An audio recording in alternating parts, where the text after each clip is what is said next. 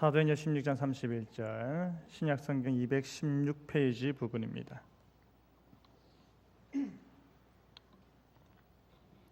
우리 한 목소리 읽겠습니다. 이르되 주 예수를 믿으라 그리하면 너와 내 집이 구원을 받으리라 하고. 아멘. 전도를 해본 사람은 한결같이 말합니다. 전도처럼 재밌는 건 없다고요. 예수님을 모르는 사람이 예수님을 알고 싶다 말하고 믿는다 말하고 삶이 변했다라고 말하는 것을 듣는 것만큼 기쁨과 보람이 없다고 합니다. 여러분은 언제 이 경험을 마지막으로 해보셨습니까? 오늘 이 시간 믿고 구원받으라 라는 제목을 통해 전도에 대한 교훈을 함께 나누도록 하겠습니다. 첫째로 우리도 복음 전도자라는 말입니다. 사상교회 주보를 보시면 고정되게 동일한 내용이 반복되어 게시되어 있는 부분도 있고 매주 변경되는 부분이 있습니다. 당연히 예배 순서와 광고를 매주 바뀝니다만 그와 더불어서 매주 내용이 바뀌는 것 중에 하나가 바로 지난주 새가족란입니다. 이번 주 주보를 보시면 101명의 새가족이 지난 22주 동안 사상교회에 처음 왔습니다. 재작년에는 몇 명이나 왔을까 궁금해서 확인해 보았더니 그 재작년 이맘때쯤에도 107명의 새가족이 사상교회를 처음 출석하였음을 볼 수 있었습니다. 여러분께서는 약 100여 명의 사람들이 사상교회에 초청되어 오고 있는 것에 대해 어떻게 생각하십니까? 많은 숫자인 것 같습니까? 적은 것 같습니까? 그 숫자의 많고 적음을 떠나서 보다 우리가 심각하게 함께 고민해야 할 내용은 바로 100여 명을 전도하고 있는 그 인도자가 정말 소수에 지나지 않는다라는 것입니다. 1000명이 넘는 교회에서 정말로 몇 명의 헌신된 사람들만 전도를 하고 있다는 것이 우리 사상교회에게는 고민거리가 되지 않을 수 없을 것입니다.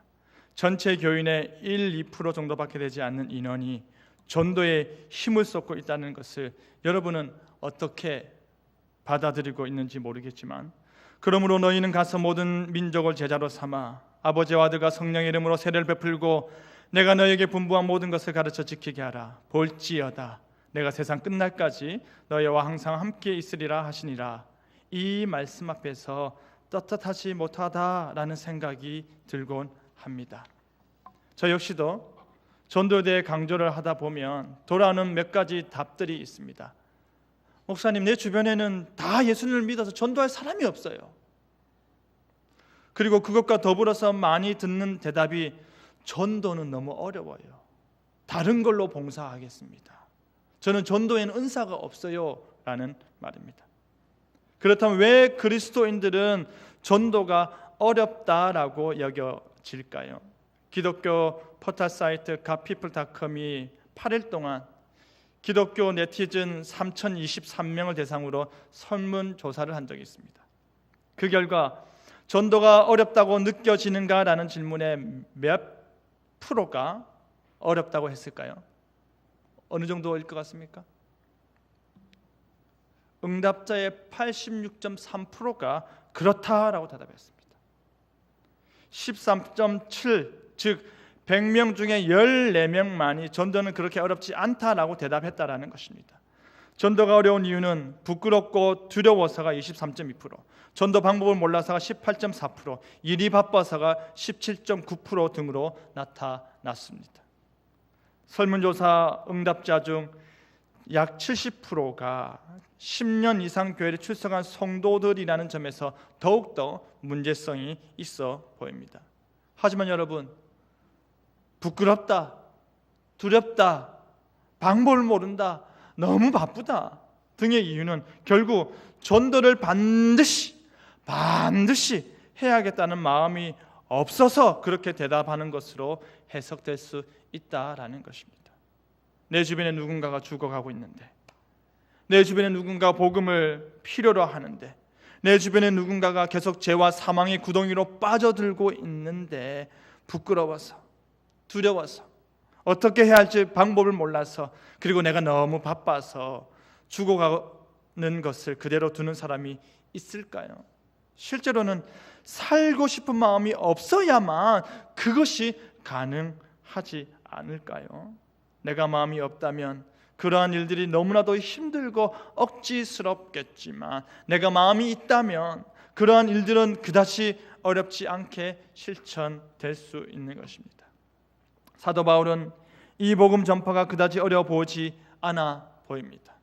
그렇기 때문에 그는 말하기를, 나의 달려갈 길과 주 예수께 받은 사명 곧 하나님의 은혜의 복음 증거하는 일을 마치려면 나의 생명을 조금 더 귀한 것으로 여기지 아니하노라 라고 할 수 있었던 것입니다.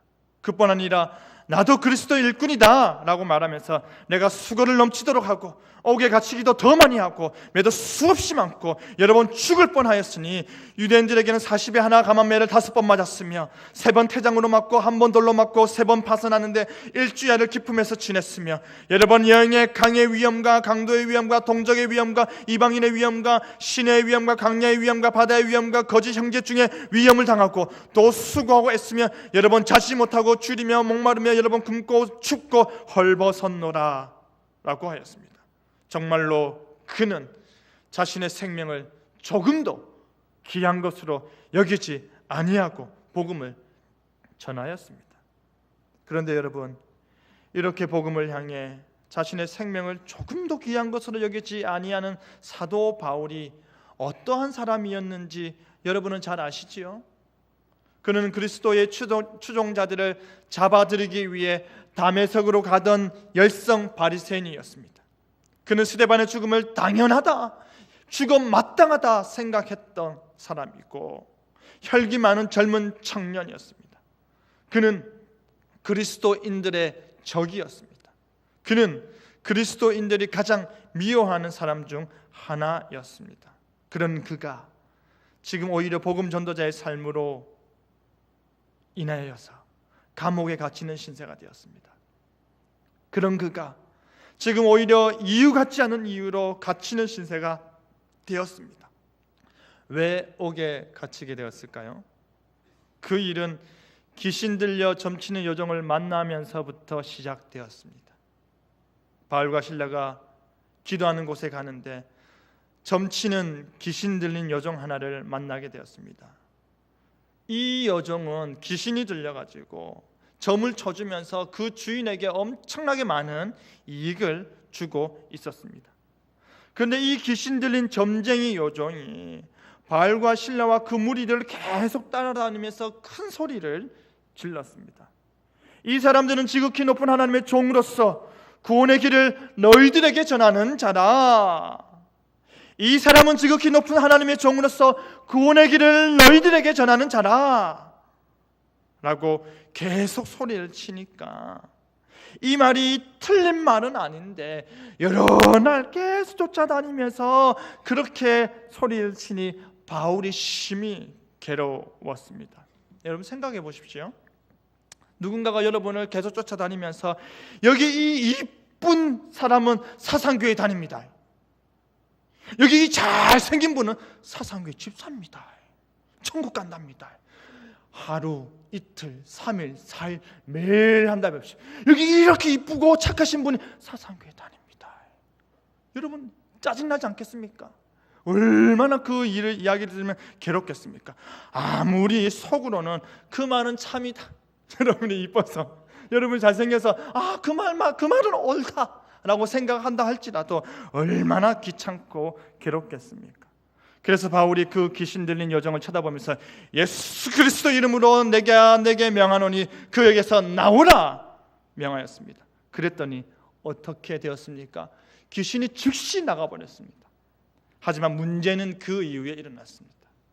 이 여종이 귀신 들린 상태로 있어야 그 주인이 점을 쳐주면서 돈을 벌 수 있는데 귀신이 나가버리니 점괘가 나옵니까? 안 나옵니까? 점괘가 안 나옵니까? 점괘가 안 나오겠죠? 점괘가 안 나오니 복비가 사라져버리니, 자신의 이득이 없어지니 화가 나는 것이죠. 그러니 주인이 바울과 실라를 붙잡아서 장터 갈리니에 끌고 가서 이 사람들이 유대인인데 심히 우리 성을 요란케 한다.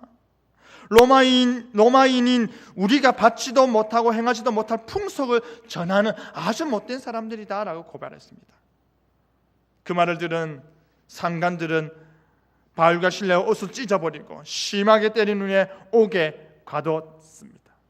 그러면서 간수에게 명하기를 든든히 지켜라, 똑똑히 지켜보고 있어라 라고 명했습니다.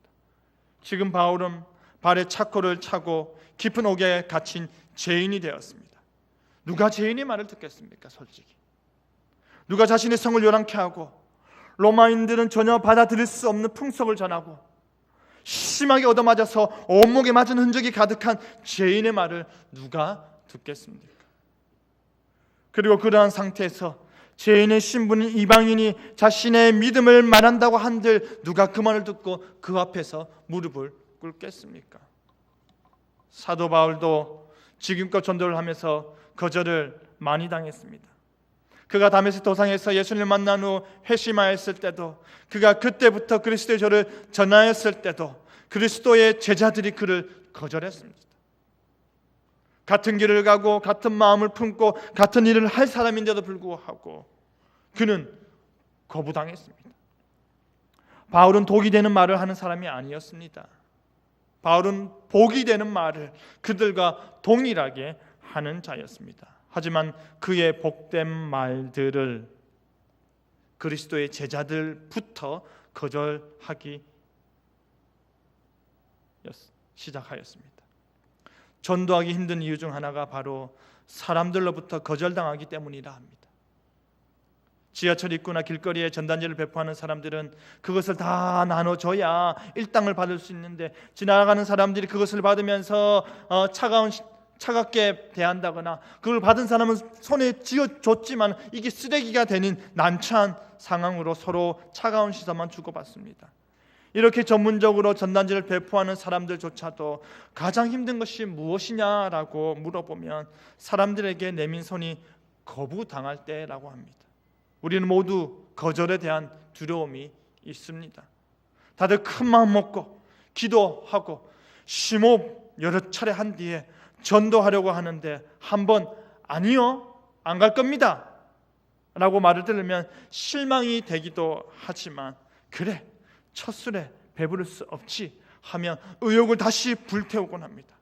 하지만 한 번 더 건넨 말에 아니요, 교회 안 갈 겁니다 라는 말을 들으면 우리는 다시 물어보고자 하는 마음 자체를 가지지 않으려 합니다. 물론 실망이 됩니다. 물론 낙심케 됩니다.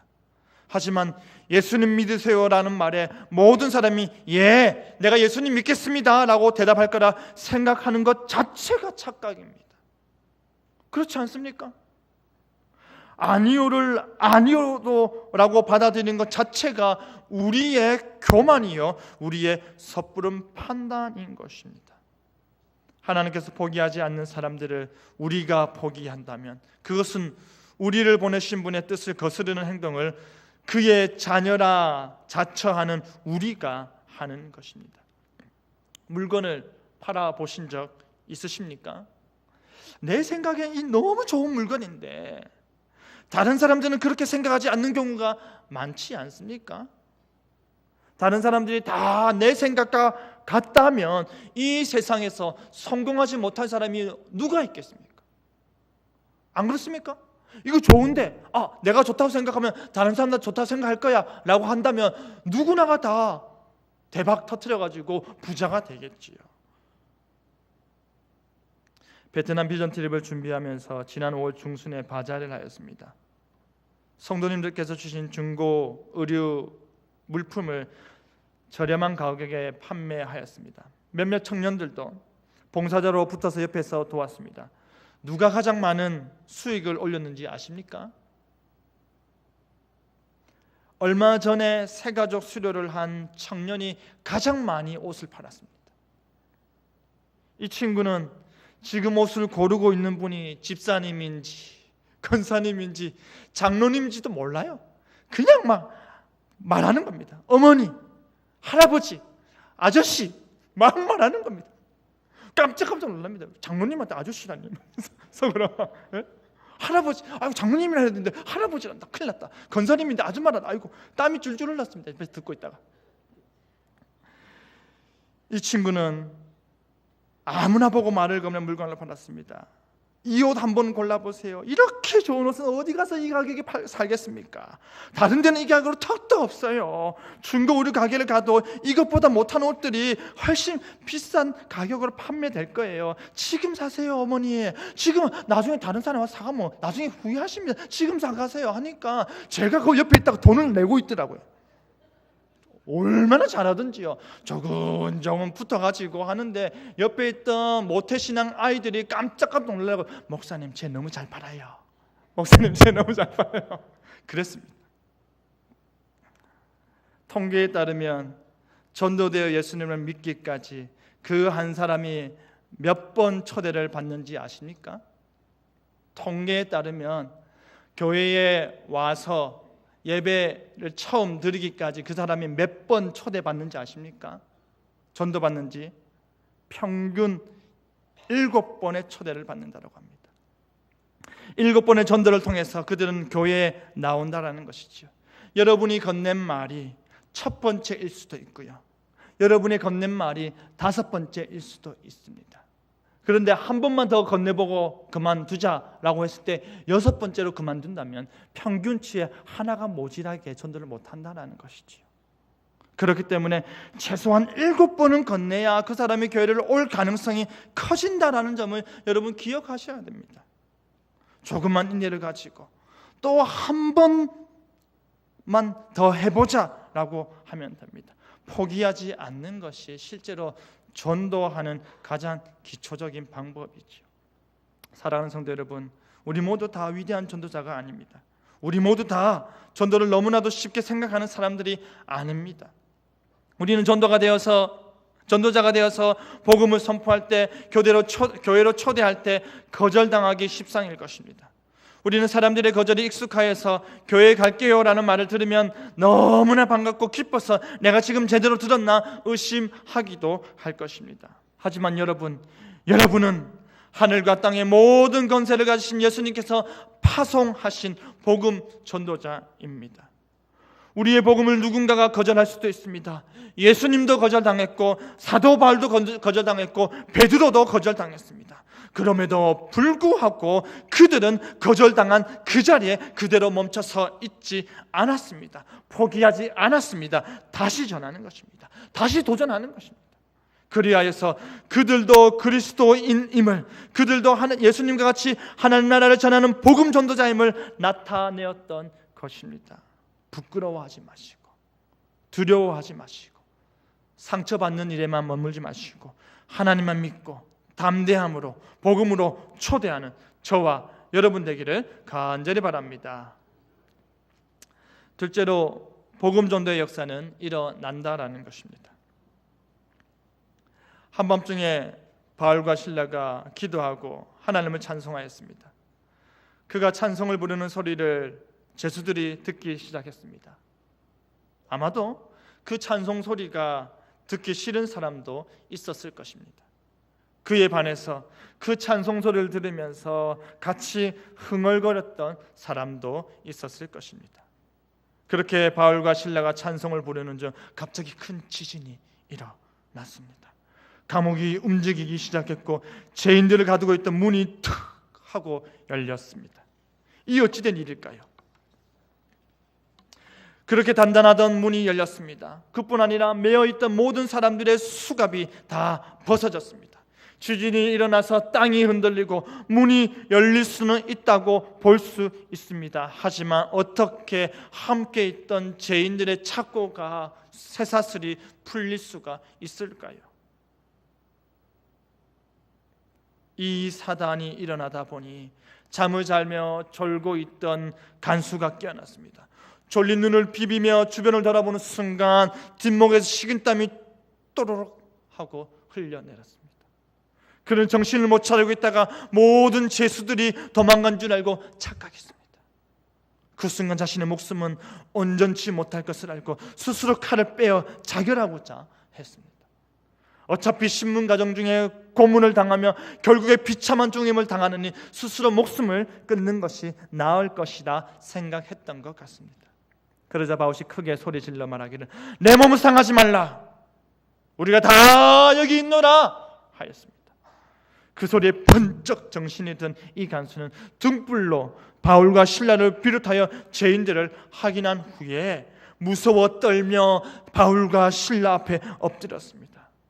그러면서 그들이 바울과 실라를 데리고 나가서 하는 말이 선생님들이여, 내가 어떻게 하여야 구원을 받으리까 하였습니다. 자다가 깬 간수는 자기 앞에 벌어진 일들의 생각이 복잡하였을 것입니다. 그러한 그가 하는 말이 바로 내가 어떻게 하여야 구원을 받으리까 였습니다.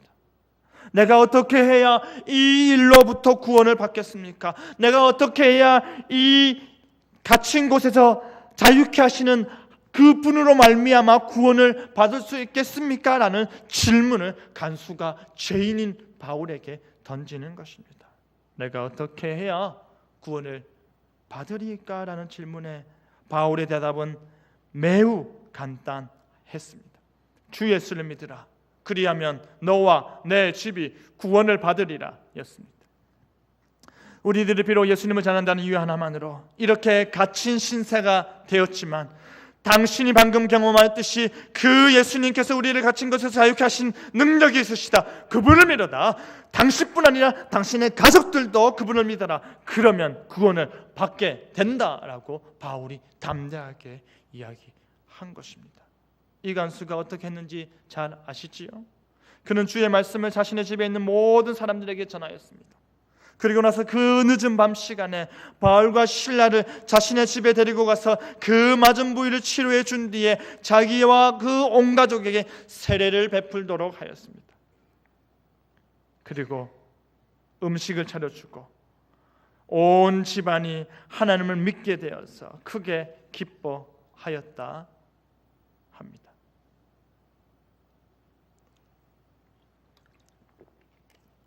그런데 여러분, 사람들은 간혹 이런 질문을 하곤 합니다. 그건 사도 바울이잖아요. 사도 바울이니까 그렇게 죄인임에도 불구하고 담대하게 복음을 전하지, 우리는 입도 뻥끗 못할 것 같은데요. 사도 바울은 바리새인 중에 바리새인이요, 가말리엘 문화에서 하나님의 말씀과 신앙을 특별히 훈련받은 최고의 고난이도 훈련을 받은 사람이었지 않습니까? 그렇기 때문에 그가 그런 일을 할 수 있는 것이지요. 우리는 그와 달라서 그렇게 하지 못합니다. 우리는 훈련을 받지 못해서 전도하는 것이 너무 어렵습니다. 우리는 바울이 아니잖아요 라고 말을 합니다. 물론 이 말이 맞습니다. 대부분의 사람들이 어떻게 전도해야 하는지, 무슨 말을 어떻게 전해야 하는지 알지 못하는 경우가 많이 있습니다. 전도를 하고 싶어도 입에서 어떤 말을 먼저 내뱉어야 하는지 몰라 당황하다가 야, 그냥 교회 한번 온나, 시끄럽다, 교회 한번 온나, 이렇게 투박하게 말하고 그냥 끝낼 적도 있으실 것입니다. 전도를 한다는 것은 그 사람에게 복음을 전하는 단계까지 어떻게 말하는지를 우리가 알아야 합니다. 먼저 복음이 무엇인지, 그러니 우리가 알아야 하지 않겠습니까? 간략한 정의에서부터 깊이 있는 의미까지 공부해 볼 필요가 있을 것입니다. 그뿐 아니라 복음 전도를 하기 전 초대를 하는 입장에서 무슨 말을 해야 하는지 1단계, 2단계, 3단계, 4단계와 같이 말하는 순서를 배워야 할 것입니다. 그뿐 아니라 전도를 잘하시는 분들과 하루를 온전히 따라다니면서 그들이 어떻게 전도하는지 직접 체험적으로 배우는 것도 필요합니다. 세상도 그렇게 하기 때문입니다. 우리는 세상에서 그렇게 일을 배우고 있기 때문입니다. 먼저 그 일에 익숙한 사람에게 내용을 배운 뒤에 그 일을 능숙하게 해내는 것을 보고 나서 몇 날 며칠을 보고 나서 반복적으로 경험하다가 그 사람 스스로 독립시키지 않습니까? 세상도 그렇게 합니다. 근데 교회는 이런 가정이 없이 그저 우리에게 큰 짐을 던져주는 듯 합니다. 예수님께서도 제자들을 그렇게 가르치신 후에 2명씩 파송하셨고 이후에 그들 스스로 독립할 수 있도록 하셨습니다. 우리 역시도 이 일을 하지 않으면 전도를 실질적으로 배울 수 있는 것이 없을 것입니다. 하지만 문제가 있습니다. 우리가 너무 바쁘다는 것입니다. 사람들은 하는 말이 내 쉴 시간도 없는데 전도는 언제 하겠습니까? 사는 게 전쟁이고 내 자녀들이 눈 뜨고 있는 모습을 마지막으로 본 적이 언제인지 기억도 안 나는데 전도는 언제 하라는 것입니까? 하지만 시간이 없어서 정말 더 많이 전도하지 못하는 것은 맞을 것입니다. 그렇다고 시간이 많다고 해서 당연히 전도를 많이 하는 것도 아니지 않습니까? 마음의 문제이지요. 내가 영혼 구원에 대한 측은한 마음과 예수님의 명령에 대한 두려운 마음이 있다면 어떠한 상황 가운데서도 전도의 길을 찾을 것입니다. 하지만 내가 마음이 없어서 그 없는 마음으로 전도라는 단어를 듣게 되니 의무감에 피로감만 늘어가게 되는 것이지요. 예수님께서도 잃어버린 양들을 향한 측은한 마음이 있으셨듯이 우리 역시도 불신자를 측은히 여기는 마음을 가지고 그들에게 틈나는 대로 전도할 수 있도록 해야 할 것입니다. 여러분께서 전도하겠다는 마음을 굳게 간직하고 계시다면 여러분의 환경과 여러분의 시간이 어떠한 어려움도 되지 못할 것입니다. 여러분은 그 모든 것을 초월하여 전도할 수 있을 것입니다. 예수님께서는 각 성과 촌에 두루 다니며 복음을 전하셨습니다. 저는 우리 사상교회가 덕포 1동, 덕포 2동, 삼락동, 개법동, 모라 1동, 모라 2동, 모라 3동까지 영혼 구원을 위해 복음 전도자가 되어 행진하는 사상교회 성도들을 꿈꾸고 있습니다. 그 열매가 얼마나 많고 적음을 떠나서 사상교회가 이렇게 전도를 열심히 한다는 것을 온 사상구가 알 수 있도록 전도하는 일이 있어야 한다고 생각을 합니다. 벽에 작정자들과 전도대사장들의 명단이 붙어 있습니다. 숫자를 세어보았습니다. 약 각 교구마다 40-50명의 작정자들이 수백 명을 초대하고자 기도하였습니다. 우리 교회가 1000명으로 볼 때에 200명 정도가 작정을 한 것입니다. 그 200명이 작정하여서 우리 한 2000명 정도의 사람들이 작정하고 기도하고 준비하고 있습니다. 그날에 그 작정자들이 초대하여 온 사람들이 그 작정한 대로 이루어진다라고 볼 때에 우리는 어마어마하게 준비를 잘 해야 합니다. 우리 교회 성도가 1000명입니다. 2000명이 오면 3000명입니다. 3000명이 1부, 2부 어떻게 예배를 드릴 것인지 우리가 대책을 심각하게 세워야 할 것입니다. 저는 개인적으로 지난 바자회 때 꿀을 10만 원치 샀습니다. 그래서 청년 일부 전체 학생들에게 5개씩 힘내라는 문구와 함께 선물로 주었습니다. 지금 6월이라는 이 시기가 아이들에게는 학기를 마무리하는 기말고사 기간이요, 직장인들에게는 날이 더워지면서 지치기 시작하는 시기이기 때문에 그 꿀 먹고 힘내라는 것이죠. 목사님 맛있어요 라고 문자를 보내며 새벽까지 공부하는 아이들을 볼 때 참으로 뿌듯합니다. 공부를 하지 않으면 어떻게 좋은 성적을 바라겠습니까? 마찬가지입니다. 내가 전도를 하지 않는데 어떻게 교회가 성장하겠습니까? 누군가가 하겠지. 그 누군가도 생각하기를 누군가가 하겠지. 또 그 누군가도 생각하는 그 누군가도 누군가가 하겠지라고 한다면 우리가 생각하는 그 누군가는 도대체 누구일까요? 사랑하는 성도 여러분, 예수님께서 문둥병자 10명을 고쳐주었지만 병이 나았을 때 찾아와 감사했던 사람은 단 한 사람에 불과하였습니다. 여러분께서 10번 초대하고 10번 전도하였다 하더라도 단 한 사람도 예스라고 대답하지 않을 수도 있습니다. 하지만 그 거절의 손길이 그 차가운 대답 아니요가 여러분을 천국에서 지옥으로 떨어뜨린다거나 여러분을 복에서 저주도 임하게 하지는 않는다라는 사실을 기억하시길 바랍니다. 오히려 하나님의 따뜻한 위로와 하나님의 사랑과 하나님의 은혜와 하나님의 복이 우리에게 임할 것입니다. 사랑하는 성도 여러분, 내가 전도할 때 역사는 일어납니다.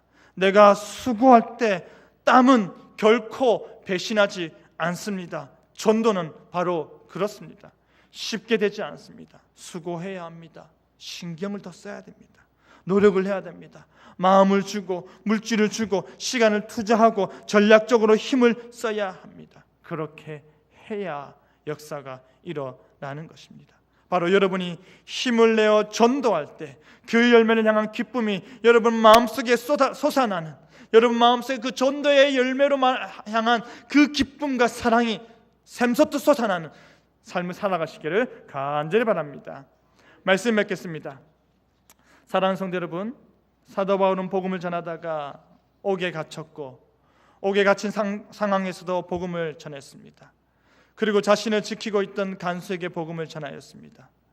여러분이 세상에서 어떠한 상태에 있든지 상관없이 여러분은 복음을 마땅히 전할 수 있는 존재임을 기억하시길 바랍니다.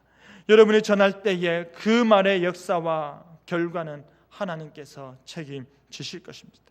그리하여서 여러분 주변 사람도 믿고 구원을 얻을 수 있도록 오늘도 열심히 전도하는 저와 여러분 되기를 간절히 바랍니다.